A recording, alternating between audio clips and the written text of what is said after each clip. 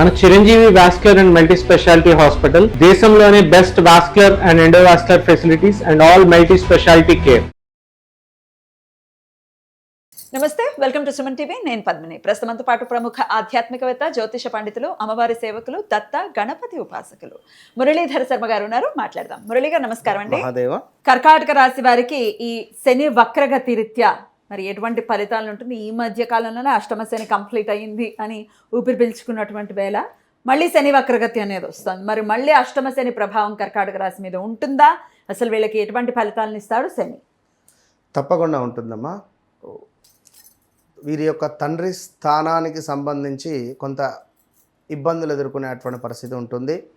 తండ్రికి సంబంధించినటువంటి ఆస్తి లావాదేవీలకు సంబంధించినటువంటి ఇష్యూస్ కొంచెం మాట్లాడడము, దానికి సంబంధించినటువంటి పనులు ఏమైనా ముందుకు వెళ్ళేటువంటి పరిస్థితి కనబడుతుంది.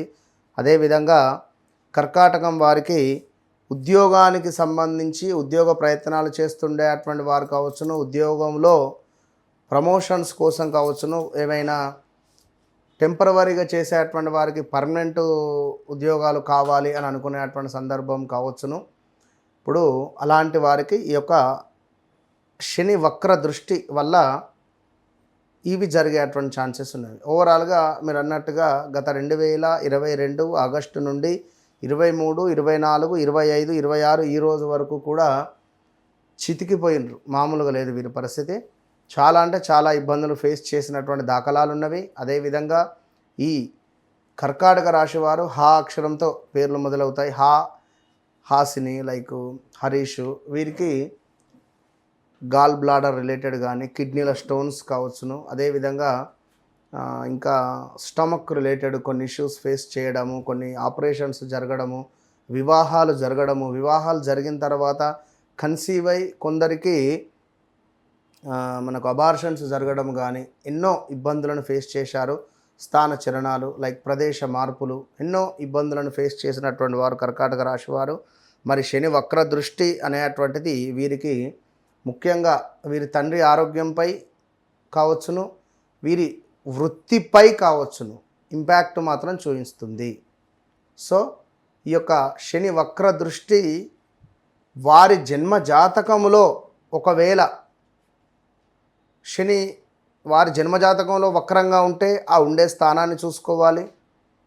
ఎందుకంటే శుక్రుడు వక్రంగా ఉంటే కలత్రాన్ని చెడగొడతాడు. మరి శని ఏమిటి? వృత్తికి కారకుడు.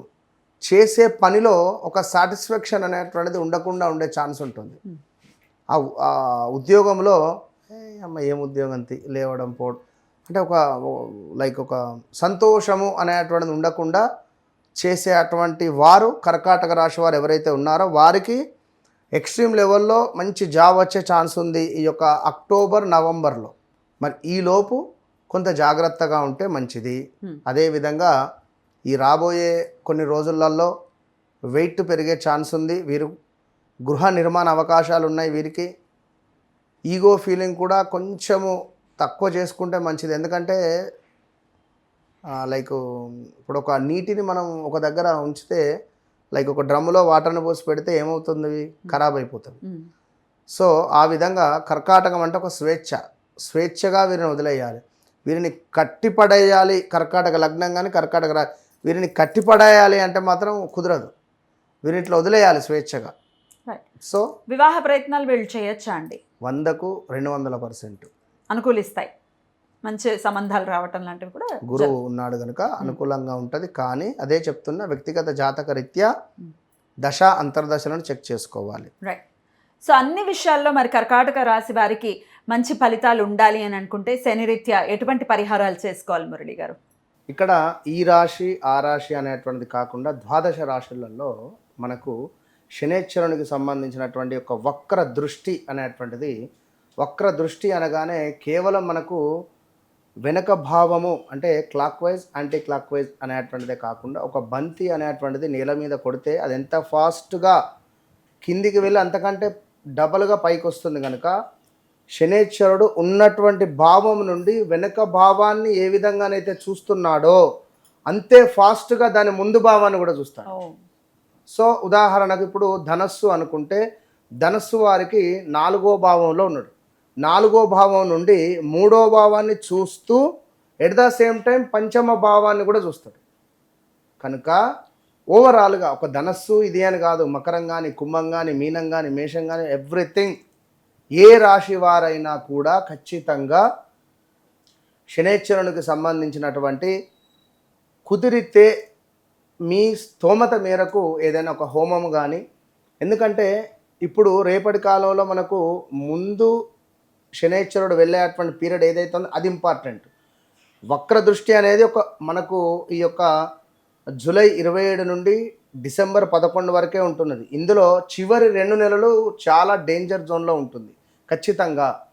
కనుక కుదిరితే చండీ హోమం కానీ, ఇప్పుడు మన ఆధ్వర్యంలో అనుకుంటున్నాం అమ్మవారి దయ వల్ల కామాఖ్యలో ఖచ్చితంగా సంకల్పం చేస్తున్నాము. కామాఖ్య అంటే చాలా అత్యంత పవర్ఫుల్ కలిగినటువంటి క్షేత్రం అందరికీ తెలిసిందే. సో అక్కడ చండీ హోమంతో పాటుగా శనేశ్వరునికి సంబంధించినటువంటి మూలమంత్ర హోమము నిర్వహించేటువంటి పరిస్థితి కలదు.